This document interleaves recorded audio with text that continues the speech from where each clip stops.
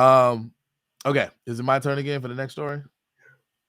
All right, let's get into this next story right here. We're gonna talk about old Twitter, the kind of newest and latest battle in the culture war. So Twitter recently had to pause their paid verification subscription service. So um, kind of old news, but to summarize it, so Twitter was recently taken over by Elon Musk. Elon Musk is the guru that heads SpaceX and heads Tesla, both of which are two companies that have had some success in the recent past. Tesla has gone under some scrutiny in terms of how that company Did is you being say managed. some success? Yeah. Oh, well, okay. I would say they had a lot of success, but the reason why I went for some is because more recently Tesla's been kind of talked about in terms of an economic downturn, and some other stuff that they've been criticized for, and people could arguably say that's a not success. That's the opposite of success. More recently, Got you. Got however, and similar things have been said actually of SpaceX, but both companies have had a lot of success and have been pioneers in the forefront of innovative technologies. Green technologies in the case of Tesla, um, or I should say maybe sustainable technology in the case of Tesla, and kind of on the frontier of the privatization of space exploration in the case of SpaceX. He also had a hand in founding PayPal. PayPal is a major I don't know what you would call it. It's a financial entity of some sort. It's a payment processor mostly, but you can do other fancy things. But he acquired Twitter now, and that's kind of like the next frontier as far as him being a titan of industry. And when there was a lot of kerfuffle about him acquiring Twitter because of his free speech stance, and a lot of people left of center don't like the free speech stance because in their minds, free speech basically enables what they call hate speech, and hate speech is something that needs to be moderated out or censored against in order to protect people, you. basically, from whatever the harms are supposed to be. The non-trivial harms of hate speech are supposed to be. Perhaps the most extreme example of hate speech going awry might be some of the dehumanizing speech that was levied against the Jews in the context of the Third Reich in Nazi Germany. And as Hitler rose to power and then got control of the systems in the government and the military there, waged what might be one of the most diabolical genocides in all of Western history, perhaps all of history, period. With the genocide of Jews, millions of Jews were slaughtered in that context. So you might say that in some sense was started, or the engines got rolling because of the dehumanizing speech that a lot of people, because what came on the back of that speech were ideological presuppositions that a lot of people bought into, and then on the back of that were a lot of political moves that became increasingly diabolical over time. So one might argue that those are the kinds of causal mechanisms from speech to genocide. And unless we are vigilant in stopping that process very early, we might perpetuate it in some sense in our contemporary times here in America. There are people who think that. So that's why I'm just trying to steelman their position as best I can. On the other hand, you have people who are very gung-ho about free speech because they recognize, at least according to their view, that free speech is it's not just about being able to say whatever you say just for its own sake, but actually that free speech is a mechanism, or there's something that is enabled by allowing or maximizing people's ability to genuinely speak what they actually think, even if they're wrong, and even if they hurt people's feelings, particularly prohibiting explicitly that the government can censor people, because there's all kinds of forms of tyranny that can be enacted when the government gets too censorious. So guaranteeing or enshrining in our Constitution the freedom to speak your mind is very, very important from this perspective. And I've heard another argument, this is by Jordan Peterson, that free speech is the mechanism by which we actually enter into discourse in order to solve problems in a democracy such as ours. So it's not just that we get to say whatever we want, but being able to honestly speak your mind in a public forum and weigh the truth or falsehood of what's on your mind against the truth or falsehood of what's on everybody else's mind in the marketplace of ideas is one of the mechanisms that we have to raise the best ideas to the top and then use those ideas to inform our policy. without free speech, you can't have that kind of mechanism, and it's not really clear what would be an effective way to replace that mechanism.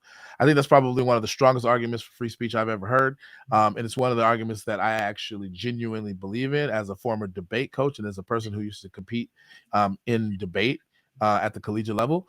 I very much value the ability to actually like give your genuine arguments about views insofar as they're well researched and backed up by evidence and have a battle of minds with somebody else. I value that. So that's kind of like the background. And then because Twitter depended fundamentally on advertisers to make money, apparently Elon Musk felt like that one of the first moves that he should make was to convert Twitter to a subscription service so that they can get revenue from those subscriptions. And so the Twitter Blue thing became a subscription service that he tried to that he started, but he recently halted it because of fake accounts. So according to this the Hill article, I'm not going to read too much of it. Twitter Blue signups disappear from the app after fake account chaos. So options for Twitter users to sign up for a subscription that allowed them to pay for a verified blue check mark next to their account disappear from the app by Friday morning, following a day of chaos on Twitter with users posing as brands and public figures. The paid check mark, which did not require users to actually verify their identities, was part of the service offered to users under Twitter Blue for $7.99 and a change made by CEO Elon Musk. Suffice it to say, that a lot of people are parading this as kind of like his first big blunder, and this is kind of like a demonstration of Elon Musk's incompetence with running Twitter.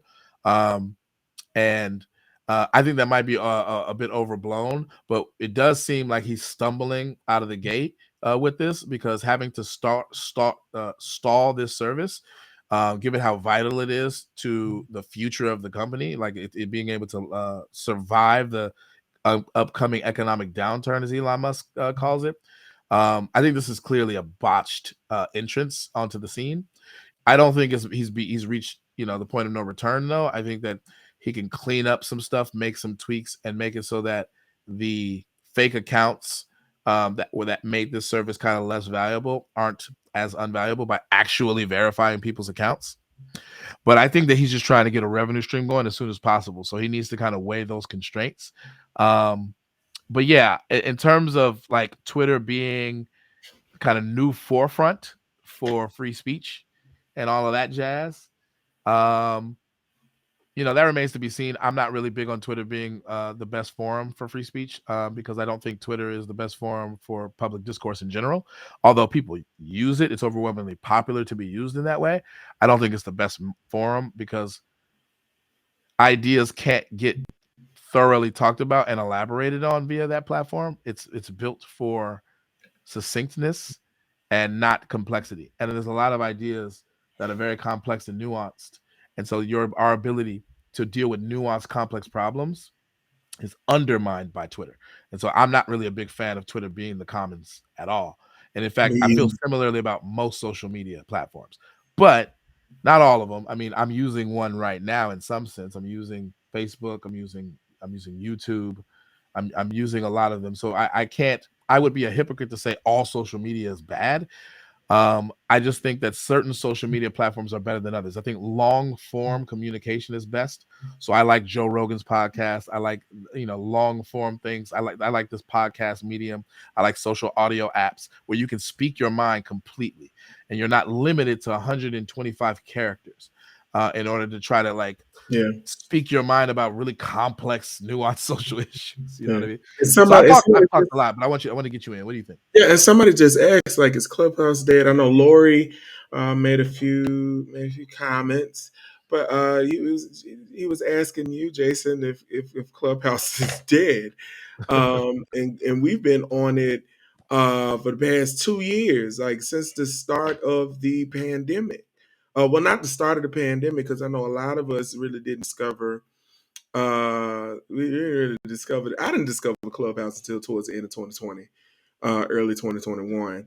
And I promise, like, a lot of people were using it as a platform to do talent shows, transfer money, do all of that other stuff. Hey, this person did it. It was early on. I thought that it was a fun platform, and it was, helping to, ease um, the grave realities that were connected to us being shut in and everything, before we could actually go back outside and do outside of our homes and do what we were doing. For most of us that had to go back into work and work in our offices, and all of that and whatnot. Yeah, and I don't think that I don't know if it's dead. A lot of people still use it for various reasons or whatever. But yeah, Jasmine, I'm not Jasmine. I'm sorry, Lori. I'm kind of curious as to how this would be connected to religion, because I know you said that you believe that the action that was taken, as far as like what was she referring to, removing people, Kyrie, yeah, Kyrie, removing people from saying, or suspending anti-Semitic. people or sitting people down for saying something negative against the Jewish community and everything and whatnot. I'm sorry, Jasmine. I apologize. I meant to say Lori. Um, I'm sorry, Jasmine. I'm sorry. I'm Yeah, sorry. you apologizing for the wrong thing. She wants to be acknowledged. Oh, I'm sorry. Hi, Jasmine. How are you? How are you? Praying that your day is awesome. Wonderful weekend. Wanted to shout you out. That was our commercial break. Jasmine could have been on the podcast this morning, but she planned. So I don't think she gets to She complain. playing? She playing. Man, She playing. man, she couldn't be But back to the Twitter thing. To refocus us a little bit, what do you think about what do you think are some of the wider implications of kind of Elon Musk stumbling out of the gate with trying to, in some sense, salvage Twitter, or at least from the point of view of one perspective, salvage Twitter. salvage. I almost said savage. Salvage Twitter. Um, From a certain perspective. So the perspective is, so I don't want to be too biased. I'm presented neutrally. because I'm From a saying certain this. perspective, Twitter was kind of dying already because it had a lot of bot issues, a lot of fake accounts and whatnot, and also it was done in a way that was biased towards the left, according to this view. And this is usually a right of center view. So the free speech, there was a lot of censoriousness of right leaning ideas in favor of left leaning ideas, because the left leaning ideas can't compete in the marketplace of ideas unless they have some kind of bias in their favor. That's the view. Now, from the point of view of people on the left, they don't see it that way. From the point of view of people on the left, the thing that made Twitter good was the fact that it was willing to censor the evil stuff, the bad stuff, the anti-Semitic stuff, the racist stuff, the anti-trans stuff or transphobic stuff. And so it was basically willing to censor hate speech in a way that didn't allow it to live and propagate and negatively impact certain vulnerable communities. So from that point of view, somebody coming in and upending that is ruining Twitter, not salvaging it. But I was asking you from the point of view, I guess it was right leaning, because that's how they see it. But to present it more neutrally, which perspective do you think is the most accurate? And then based on that, how good or bad do you think Elon is doing? Honestly, I can't really just say too much as far as like Twitter, because I'm telling you this, like there was a period that I stopped using Twitter between 2014 2018, and I would say between 2018 2020 there was some sporadic things, and then I just stopped altogether after 2020. Um, so I mean, like, as far as them reviving or salvaging the social media platform, I can't really just say too much about it, because I don't really just use it. I really don't use it as much as I used to in times past. Mm-hmm. So that's I feel being you. frank about it. I've always had an ideological issue with Twitter in that, It's uh, messy. yeah, For me, it's very toxic. and that was the main reason why I really got off of it, because you know you mess up somebody's house doing them subliminal, because a lot of people were doing a lot of subliminal messages on that thing, hoping that somebody would give credence to what it is that they're saying. And I'm looking at some of this stuff, man. I know they lie. They lie. I There's know the you lie. catchphrase, I folks. know There's the you lying. catchphrase. Why don't you just go to the person? Just say something. They You lie. know? They lying. Just be lying about everything they be saying. Why you gotta fabricate it? Why you gotta fabricate what it is you got to say on that platform? Like, bro, we already know. Look, we stay up the street from you. You lying about what you got. They lying. You lying about what you wear. You lying about what you make. You lying about where you work. You lying about who you with and who you do. But anyway, Yeah. censorship is necessary because advertisers are catering to a more accepting and growing demographic. Catering to tolerant people is where the money is at. Tolerant people. So Tolerant. there's a Would that speak to what it is that you were saying as far as like the freedom of speech that you were talking about earlier? yeah. Yeah, Yeah, definitely it's I'm definitely wondering. implicated in what I was talking about, but there's a debate there though, Okay. because implied there is a problematic and naive trust that the people who are doing the censoring are going to do so infallibly, and that they're not going to censor the wrong things. That's what I'm It's not saying. it's Like, not even it's not even ever clear what should be censored and what shouldn't be censored, so and allowing private entities to play that game is going to invite all kinds of other problems. And so, like, the problem with it is that it actually doesn't solve anything. It creates a whole bunch of other problems would you because say that it fundamentally contributed? Would you say it contributed to the cancel culture? it enabled it in a fundamental way. It Okay. enables cancel culture, and Okay. and now the thing is, like, you have advertisers who are now taking it upon themselves to dictate by way of holding their funding hostage what it is that the companies that they might want to advertise on, like Twitter or whoever, what it is that they have on their platform, because they don't want to be associated with it for business reasons, which is what CRB Vargas is talking about. So people are But using that as an independent justification for right. censorship practices that I think is not a good justification at all. But have you noticed that, Like also, I know we're talking go about ahead. Twitter, but have you noticed also on Instagram, there's certain comments that can't even be posted under certain posts anymore because it's Mhm. censoring.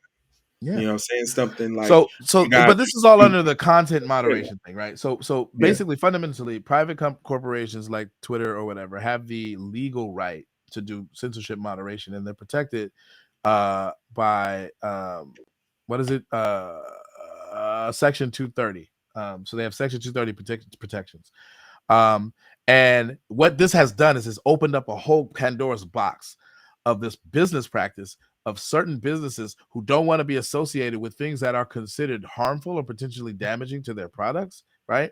To say, I'm going to withdraw my advertisement dollars unless you can guarantee that you will not host my product alongside the bad stuff that can negatively impact my product and my business, right? So they're economically invested in the censorship in a fundamental way, and that's partially enabled by this new thing we've normed on, which is we are going to just censor the stuff that people complain about, as opposed to enabling people to basically like like deal with the bad speech with more speech, better speech. Why is it bad? Critique it, break it down, all of that good stuff. Say That it. to me would be more effective than playing this game of we're going to weed out all of the bad ideas, because there's no objective criteria for what ideas are bad. Ideas Yeah. are bad from certain points of view. They're not objectively bad. And there's general ideas that a lot of people in our society, right, left, and center, agree on. I think that people right, left, and center would all agree that murdering somebody in cold blood for no reason is bad. Most of the time, the vast majority of people would agree on that. But there are still some marginal cases of people who are going to be like, nothing wrong with murder. You know Jason, what I I mean? think So, that, like, go ahead. but I think that both of us can agree that Jasmine should have been on this podcast today because she's got all these comments rolling in from YouTube, all of them. Jasmine be playing. She blamed. She But playing. yeah, like I can honestly agree with all of your comments that are coming in because like like is like like we talked about earlier is with some of the matters connected to these bills that are wanting to be pushed to protect children's rights. Um yeah, you're gonna have rights and you ain't got your name on the deed of a house. Anyway, so I Ain't got their name You on the mortgage. I mean, a mortgage. They don't even you have their names on the so mortgage. well, I want to address a couple of things. So yeah, you can't force. I'm not advocating that we force advertisers to spend money if they don't want to spend money. Right. But if I have a platform that is hot and everybody's on it, then It's almost like you're you being put on a probably, short if you leash. want to put eyes on your product, then you probably want to use my platform. And if you're going to dictate the terms, Yeah, you're trying to put them on a short leash. yeah, like nah, you don't get to dictate the terms. Period. Like I'm gonna You have a coming little to free me. speech. You I'm just coming saying in to general. me. Yeah, like You coming to me I'm for gonna what have it is that I got. I'm gonna And have a then you free want to speech tell me how I platform. can do this? Yeah, like all you gotta do is like I'm gonna have a free speech platform. You don't like it, don't advertise. Fine. But what they're doing is a coordinated effort to get a whole bunch of advertisers to boycott Twitter in order to hurt their bottom line, in order to make them acquiesce to this new normal, because this new normal has a lot of political sway potential, right? It's not accidental, right? You can dictate certain aspects or parameters of culture and how culture is done and how our public discourse even operates Then I in want this way. to ask. Then And you now can I hold on, want wait, to wait. Last thing, you can shape elections and the right. outcomes of elections in this way. That's why people are doing it. So we don't want to lose sight of that. But yeah, you don't have to force advertisers to do anything they don't Yeah. want to do. Certain advertisers are not going to give a fuck. Certain advertisers are No, philosophically in they're not. alignment with that shit. And like if you like honestly, a lot of this ideological shift is happening in the business world. You have heads of businesses that are operating as if they have to be the bastions of truth or some shit. And like that's never been the case historically. Like I want to go back to the old days where businesses just made decisions that affected their bottom line mostly and didn't make decisions trying to like kowtow to some perception of what counts as wokeness. Like that's weird. Like I understand businesses if they want to be ethical in various different Ooh. ways. I'm not anti-business ethics, but I don't think that all of the things that are being touted as a matter of business ethics are actually that. I think But that's a false pretense.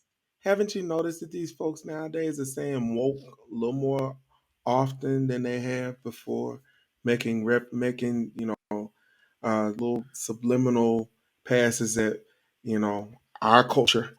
When they say, Yeah, but and it's then I wonder hollow. if It's I speak. hollow. It's I hollow. mean, is it really? Is it really? If Amazon and Jeff Bezos are going to present their company as woke and therefore virtuous because they fit some weird arbitrary standard of wokeness, yet they're going to be union busting. They're going to be taking advantage of all kinds of labor conditions in other countries overseas. They're gonna be promoting things like the very documentary that Kyrie Irving got in trouble for, and they're not gonna get any consequences for it because Jeff Bezos made the right kinds of donations or Jeff Bezos owns the Washington Post. Like, nah, bruh. Like you can't have it both ways. If you're gonna be virtuous, you're gonna be virtuous across the board. You're not gonna be above reproach because you did some hollow shit that makes people go, you check a box, so we're cool with you, and we're not gonna criticize any of the fucked up shit you do. That's why I don't like it because wokeness at the end of the day is a to me it's a hustle. You're pretending to be virtuous so that you don't draw the ire of people in the business world that can hurt you, and then that allows your business to get that check mark, and you can do business just fine. But the people who don't kowtow to certain ideological precepts, they get harmed. I don't So like that shit. It's hella so it's biased. like these folks are having to compromise in order to maintain what it is that they have. So I mean, like my question would be like, do we really have free speech in this light when it comes to using certain platforms? Well, it's free from the government. That's a constraint that is put on the Because government. they're always Private trying to entities, modify. well, here's the thing. Private entities have never had the free speech thing. The First Amendment is a protection against the government. It's not a protection against private corporations. So there's kind of a little bit of a loophole. Now, what bugs me about it is that now you have governments, our federal government in particular, who are interacting with private entities and getting private entities to censor people for politically motivated reasons. This has definitely happened on Twitter. This definitely happened on Facebook. And that's a problem because It what that is. does is that enables the government to circumvent First Amendment protections because they're going to the side and be like, hey, Twitter, we're gonna not we're gonna not do X, Y, and Z, like mess up your business if you like censor such and such a candidate. Or hey, Mhm. Facebook, look out for this misinformation revolving around the election so that we can shape the public discourse in such a way that favors us and win elections. Like that kind of shit is I think anybody who's objective would object to that. Because right now it's being used in favor of the left primarily, but if it were starting to be used in favor of the left would definitely object to it. So if you would object to it if your political enemies or rivals do it, then you can't accept it when the people who agree with you do it. That's a textbook contradiction. Sorry, I'm getting preachy. I'm getting preachier than you. Come on. Oh man. But let me say this though. In order kind of to awkwardly transition to the last story, because you have our last story, correct? I thought it was you. Because I just did. Didn't I? You just did which one? I just did. We just. I did Twitter Blue was my second one, right? So you got one more. Hey, look, I would think that we would wrap up on this one because I mean, like real talk, like if you really think about it, like even when it comes to like the political process, like it's almost like as if I can. Okay. I'm just saying, like, because everybody's chiming in on the free speech thing now, so I'm just like, hey. I mean, I'm thinking we get in on this one because it got really, really good. We can. It got really good. I'll extend it a little bit by talking about something I was going to use to extend it anyway, which is the good old midterm elections. Now, what's at stake, I think, in this whole Twitter thing is that Twitter stands in a very unique position to shape public discourse and therefore impact the outcome of our politics and our elections in particular. We're coming on the heels of a midterms that was highly contentious and highly competitive. We have right now the Republicans on the verge of controlling the House, which is going to have all kinds of implications for Biden's agenda. Basically, Biden's agenda ain't getting through no more if the Republicans take over any of both of the chambers of Congress, especially if they take over both. Right now, it's up in the air about the Senate, but it's really, really close. I mean, we're talking razor thin margins. We're talking candidates are going to win by a couple thousand votes. And there's a lot of kerfuffle and contention going on about the actual voting procedures and whether or not those voting procedures are fair and free and whatnot. But part of what's going on is who gets to control narratives. And if you have one of the main purveyors and perpetuators of political narratives and social narratives in Twitter being controlled by certain political factions, then there's an outsized influence that they get to have on the discourse. If that changes or shifts with somebody like Elon Musk, who cares very deeply philosophically and ideologically about free speech, however failed of an exemplar he may be of that so far, that's going to have implications for whether or not certain people can win elections, particularly Democrats and people on the left, because clearly they've been favored prior to Elon taking over. So that's what's at stake here. And I think that it's good to touch on the midterm elections and kind of some of what's going on right now. We just recently had it announced, I think this morning, that Democrat Mark Kelly wins his re-election bid in the U.S. Senate from Arizona. Now, that's huge because the Senate right now is gearing towards being split 50-50 again, which would favor Democrats because the vice president, I think, decides any ties in the Senate. And the vice president is a Democrat right now. So the Senate can get stuff passed. It's looking like the Republicans are going to take the House, so it wouldn't really matter. But if the Republicans take over both, that'll probably have some implications for blocking, from the point of view of the Republicans or the right, blocking some of the things on the left. They would have a lot more negotiating power for sure about different bills, because bills would not even have a chance of passing, whether or not Joe Manchin or Christian Sinema are on board. Without getting Republicans on board. And so some people will say that that's a great balance, because what that's going to do is force Democrats to come to the table with Republicans instead of disregarding them if they don't control both houses of Congress like they did before. So I think that's part of what's at stake.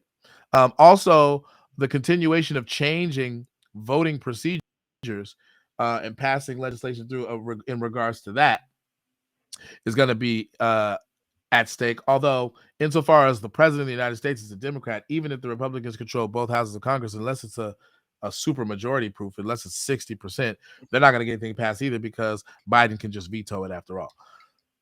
So I like a version of the government where both sides have to come to the table to get anything passed.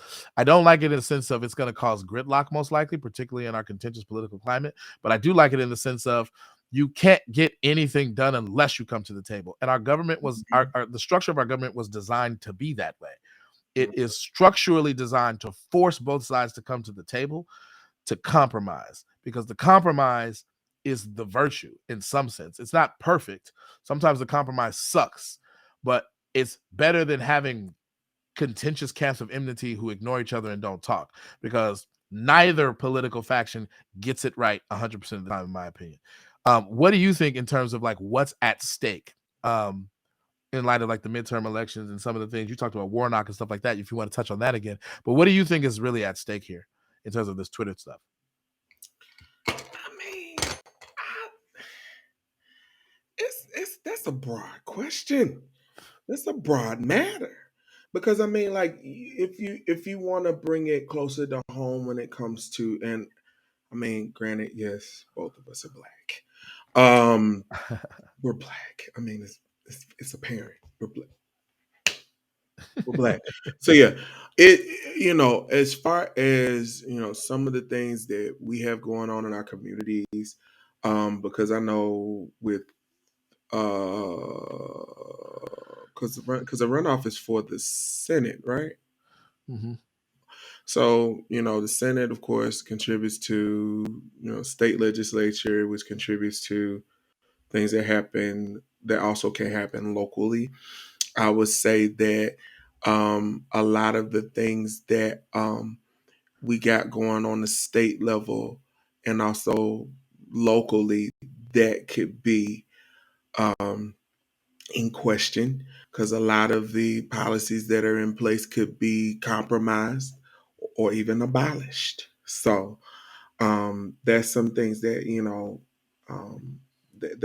a few things that I know. One of two things that I know could be affected, because if you also think about it, if I've seen some stuff from my home state. I'm from, again, for those that just joined, I'm from Tennessee. There was some wording that was changed so that some people could vote for certain policies to be put in place. So after the thing was voted for, they gave the full gamut of what it was that was going on. So yeah, I I would say it'd be a great deal of things that could affect the livelihood of many that are in their local businesses could be affected. Really? That's what's up, Jasmine. Um. Oh, you're from Middle Tennessee. Anyway, I'm from the West Side. Um. Yeah. Back to yeah. Stay away from Memphis. It's All right. dangerous. First of all, I done told you about saying something about listen. You don't come to Tennessee, you come to Memphis. There's only one Memphis that is relevant, and that's in Tennessee. I'm worried about leaving. Tennessee is I'm in, worried listen, about leaving Memphis Memphis is with not my in life. Tennessee. Memphis is not in Tennessee. Tennessee is in Memphis.